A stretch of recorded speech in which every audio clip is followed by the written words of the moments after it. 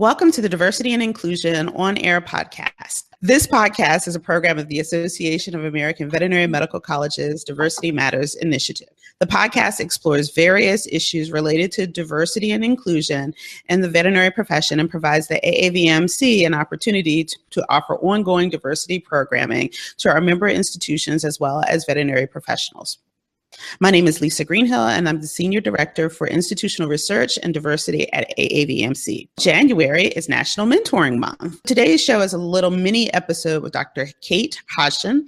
I am delighted to welcome her. She is from the University of Toronto, and I will give her just a moment to tell us a little bit about herself before we dive in to talk a little bit about mentoring. So, Kate? Hi, Lisa. Thanks for asking me to be on. I am a veterinarian, and I graduated from Cornell Veterinary School, and then I worked in clinical practice in mixed animal practice and small animal practice for about over 10 years. And then I actually did a crazy thing. I went back to school at the University of Toronto in the Department of Family and Community Medicine and got a teaching degree in family medicine. And since then, yeah, I know, crazy, huh? And since then, I have done, I really focused on continuing education and the transition from medical school or veterinary school into real life practice. That's always been my focus is once you're out of medical school, how do you keep learning? How do you keep developing? How do you keep growing? And so now I work in both veterinary medicine and in human medicine, working on various continuing education projects. Wow, that's so exciting. And we know that there's so much that kind of happens with professionals as they leave school. That first kind of 5 years out, we spend a lot of time in the profession talking about what happens to young professionals during that time. So that's really exciting that you're spending some time, a career working, kind of focusing on that period of time. Very exciting. So I hear that you've done some really cool work around mentoring and that you found some kind of interesting things that I don't think that people really think about. So why don't you give us a quick thumbnail of your research and kind of some of the things that you found? Well, this was work that I was really lucky to be able to do for Dean Doug Freeman at the University of Saskatchewan Western College of Veterinary Medicine. And we were asked to look at mentoring, specifically those, as you say, those first few years, the first 1, 2, 3 years. As you probably know, the Western College of Veterinary Medicine is responsible for educating all 4 Western provinces in Canada, the veterinarians in all 4 Western provinces. So it was a kind of a large scope. And what we did is we looked at mentoring programs that had already existed in veterinary medicine and also mentoring programs that had existed in other healthcare professions. And we found that a lot of programs that had already been created tended to be very focused on training the mentor, not so much focusing on what are the skills or competencies that are needed by the mentee. So all programs always say the mentee must drive the bus. The mentee must own this project. The mentee must, be the driver. And then the training would be focused on the mentor. And so we said, wait a second, it's true. The mentee has to be the one who drives this. Okay, well then let's really think about what are the skills that a mentee needs, and are they teachable? Are they, is this a competency that one can develop? So, yeah, we do hear a lot that you have to train mentors, that mentoring is not necessarily a skill that we innately have, that you kind of have to groom yourself and train yourself to be a mentor. But I guess what I'm hearing you say is that we have to groom and teach ourselves how to be a mentee as well. Yeah, I think that's a perfect summary, Lisa. Thanks. All right. So I understand that there's kind of these steps or competencies that folks need to develop in order to be, I guess, a successful mentee, kind of holding up their part of the relationship. So could you kind of tell us just a quick thumbnail about each one of those? Sure. So Part of our research in developing this program is we did do a number of focus groups with students at all different ages, with new graduates, with faculty.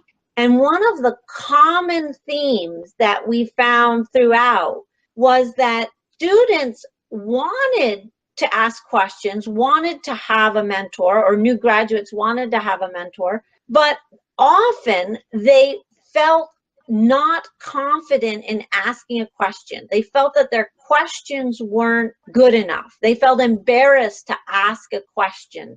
They weren't confident to ask a question. So one of the first steps is that we kind of skills that we teach is how to articulate for the mentee. How does the mentee articulate a really focused question that they can be proud of? So how do they ask a question that they feel is something a mentor they feel proud bringing to a mentor?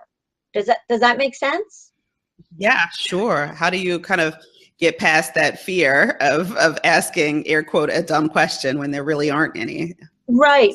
So the first thing we do is, how do you write a good question? How do you write it for yourself? Because the question shouldn't be too broad. Like, it doesn't really make sense to have a focused conversation with your mentor if you go and say, how do I know everything about theriogenology? Like, that's too broad a question, right? The mentor is kind of like, where do I start? Where do I start? So the mentee needs to help kind of focus their question so that A, they're proud of it, and B, the mentor can kind of like respond to it. So it's good to focus your question into, what will I be better able to do? I want to be better able to do this skill or this veterinary service or this thing in this context, in this scenario. So that's really where it begins. The second thing is to recognize that there's usually, in all professional development and all continuing education, you're really doing multiple things. Like, just looking it up in one place or asking one question is not enough. That there's usually, you're learning and developing and developing skills and competencies using multiple educational interventions. So you might ask your mentor, you might then look something up or watch a procedure on YouTube or pursue a workshop or, ask a colleague, or that you're doing multiple developmental activities. And then the third thing is that you definitely need to, anytime you learn something or go through, gauge in developing your skills and competencies, you need to pause and reflect on it and say, hey, did that confirm that I've already been doing this really well and I should still, I'm good? Or do I need to learn more or ask more or get another opinion or look up another resource or practice more? Or am I ready to change what I do? Like, should I change my technique or my procedure or my approach or whatever? And so those are really kind of the three key competency areas that students can develop competencies in, and it sets them up to be a better mentee. That's great. And I think that's just really good, I think, practice even outside of mentor-mentee relationships, like learning how to ask good questions and, don't just rely on Google, but look at lots of different source material, trying to find answers. And then finally, that kind of opportunity to just kind of sit back and say, well, did I get it? Have I mastered this skill? Do I know this information? And if not, really kind of taking that time to be thoughtful about setting a new plan and setting a new course. Yeah, exactly. And that is, in a sense, it's never ending. Like, the best clinicians are learning till the day they retire and then some. You never stop. It's ongoing, and that's what makes the best of our colleagues. Sure. So this is great for everyone. I wanted to kind of bring in the diversity tie for just a moment, but and that is that we do have students that are coming from backgrounds where they are really underrepresented in veterinary medicine, or they might otherwise be kind of marginalized in society and haven't really had maybe very, very few, if any, true mentor-mentee relationships, and are kind of maybe burdened with having to develop other kinds of skills that they may not have had previous exposure to as well in order to become a good professional. So kind of what do these kind of steps in this process really mean for them as well? I really think of this competency building very like I think of building communication competencies. These are skills that we can all work on. And particularly when maybe you've come from a background where your confidence has been beat up a lot, Sure. or where you haven't had maybe the confidence building background experience that maybe others have had. I think then that's a special time to really focus on building your skills and being confident that it's good that you have good questions and you have the confidence to ask for help, and that when you do that, people will help you. You know what I mean? Yeah. And that it's not like, just like communication skills, it's not like you're innately born as a good communicator or a bad communicator. These are skills you can develop, and you do. And that makes us all stronger and better. And of course, good mentees become really good mentors, right? Absolutely. When you learn to Sure. be a good Sure. mentee, you almost are exactly learning how to be a good mentor for someone else in the future.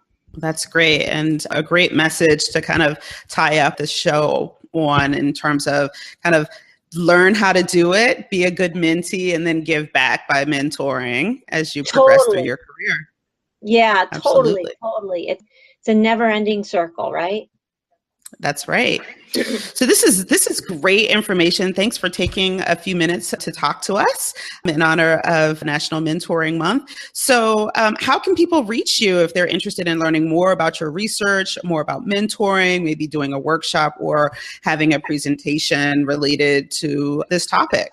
Well, you can get in touch with me either through the Continuing Professional Development Office at the University of Toronto, or through the Western College of Veterinary Medicine. So either way, the Dean's office at the Western College of Veterinary Medicine or the Continuing Education Office at U of T. All right, great. Yeah. Thank you so much again for taking a few minutes. This has been great, and we will see you next time.